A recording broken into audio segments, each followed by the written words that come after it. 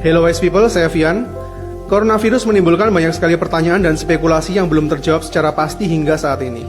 Dari mana sebenarnya asal mula virus ini, dan bagaimana virus ini menyebar? Siapa yang menyebarkannya dan benarkah faktanya sesuai dengan yang dikatakan media selama ini? Karena skenario dunia saat ini selalu digiring kepada penularan melalui hewan yaitu kelelawar atau ular. Dan wabah ini dimulai dari Huanan Seafood Market, kota Wuhan, China. Namun di balik informasi tersebut, ternyata ada spekulasi yang menyatakan bahwa virus ini diduga berasal dari kebocoran laboratorium biochemical yang ada di kota Wuhan. Benarkah virus ini sebenarnya adalah senjata biologis?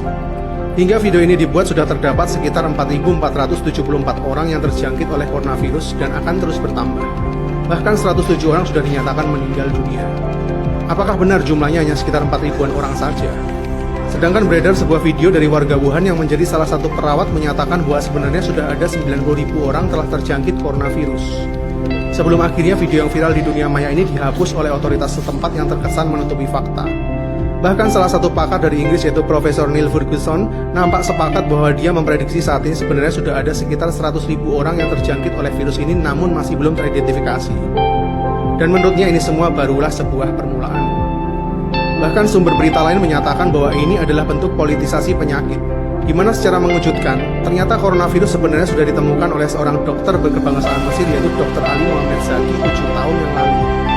Namun informasi itu akhirnya juga di-take down oleh pemerintah Arab Saudi hingga berakhir ke pemecatan Dr. Zaki dari salah satu rumah sakit di Saudi karena mengirimkan sampel virus baru ini ke laboratorium virologi di Belanda dan dalam tanda kutip melangkahi pemerintah Saudi sendiri. Mungkin karena kepentingan politis bahwa antidot sebuah penyakit itu punya nilai yang sangat tinggi. Sebenarnya masih banyak juga video-video lain yang telah dihapus oleh otoritas setempat yang menyangkut seberapa parahnya situasi yang sebenarnya terjadi di Wuhan. Apakah benar ini semua skenario yang diangkat untuk menutupi sebuah rahasia besar yang ada di balik tirai?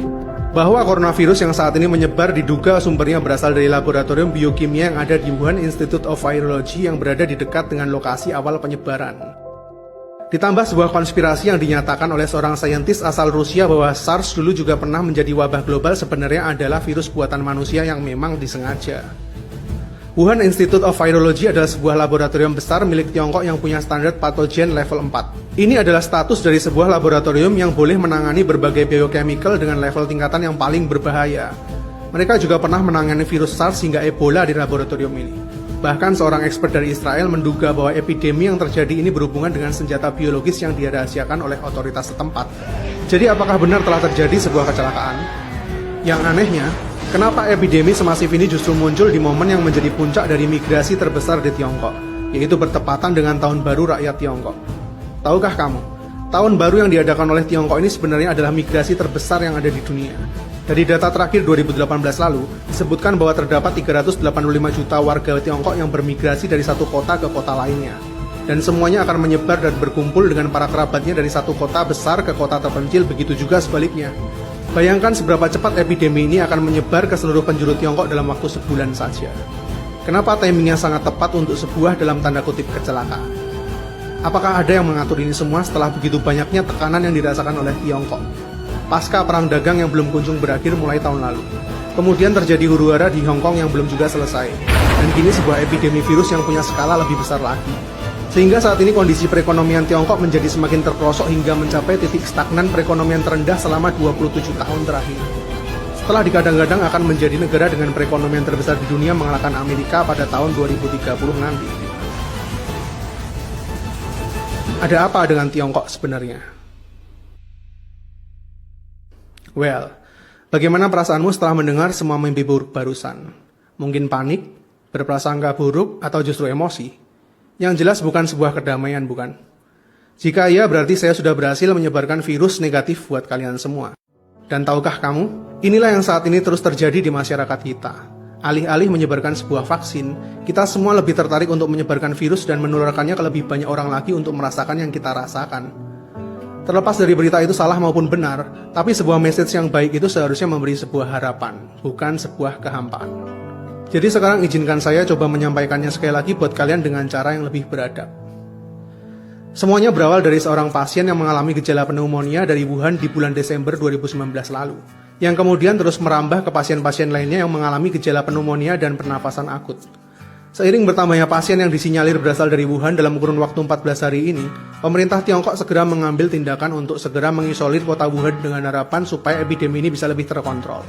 Sejauh ini pemerintah Tiongkok menunjukkan kesiapannya dalam menangani epidemi ini berkat pengalaman mereka menangani virus SARS pada tahun 2003 lalu. Bahkan sebuah rumah sakit khusus penderita virus ini dengan jumlah 1.000 tempat tidur telah dibuat hanya dalam waktu 6 hari saja. Pemerintah menutup seluruh akses kota Wuhan yang berjumlah 11 juta jiwa ini sementara waktu. Begitu juga dengan 17 kota di sekitarnya sehingga bisa dibilang mereka telah mengisolir 50 juta jiwa supaya menekan epidemi ini. Hingga saat ini Tiongkok berkomitmen untuk memenangkan pertempuran melawan virus ini, yang tentunya bisa dicapai jika semuanya bersatu. Bahkan telah menyediakan dana sebesar 1,6 miliar dolar sebagai dana penanggulangan. Faktanya, meskipun coronavirus ini memiliki kemiripan dengan virus SARS dan MERS yang pernah mewabah sekitar tahun 2003 hingga 2012 lalu, namun coronavirus ini hingga saat ini bisa dibilang tidak seganas kedua virus sebelumnya.